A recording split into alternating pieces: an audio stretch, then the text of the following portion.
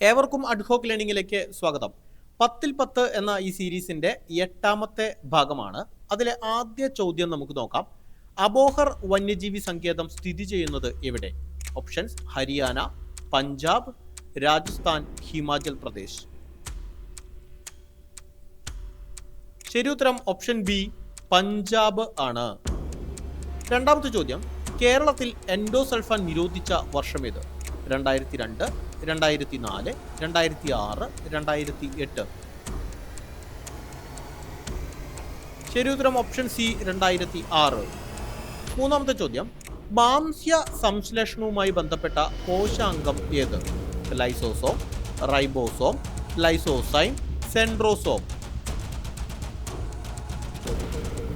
Option B, ribosome ആണ് ശരിയുത്തരം.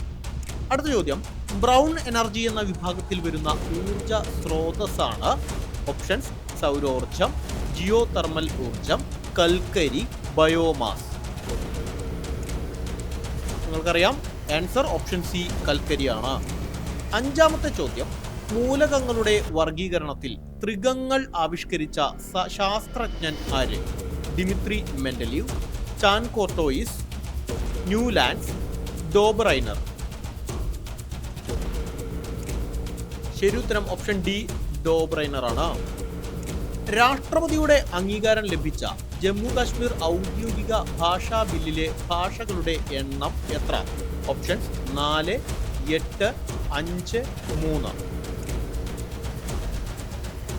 ശരിയുത്തരം ഓപ്ഷൻ സി, 5. ക്ഷയരോഗികൾക്ക് നൽകുന്ന ചികിത്സ ഏത്? ആർട്ട്, എലിസ, ഡോട്ട്സ്, ലാപ്രോമെൻ. ശരിയുത്തരം ഡോട്ട്സ് ആണ്. അടുത്ത ചോദ്യം: വാസോപ്രസിനിന്റെ അപര്യാപ്തത മൂലമുണ്ടാകുന്ന രോഗം ഏത്? Diabetic mellitus, diabetic insipidus, kwashiorkor, വാമനത്വം. ഓപ്ഷൻ ബി, ഡയബറ്റിക് ഇൻസിപ്പിഡസ് ആണ് ശരിയുത്തരം. ഒമ്പതാമത്തെ ചോദ്യം: ലഹരി ഉപയോഗിക്കുന്നവരുടെയും വിതരണം ചെയ്യുന്നവരുടെയും വിവരം പോലീസിൽ അറിയിക്കുന്നതിനായി കൊച്ചി പോലീസ് ആരംഭിച്ച മൊബൈൽ ആപ്ലിക്കേഷൻ ഏത്? Options: B safe, blue telemed, yellow line, യോദ്ധാവ്.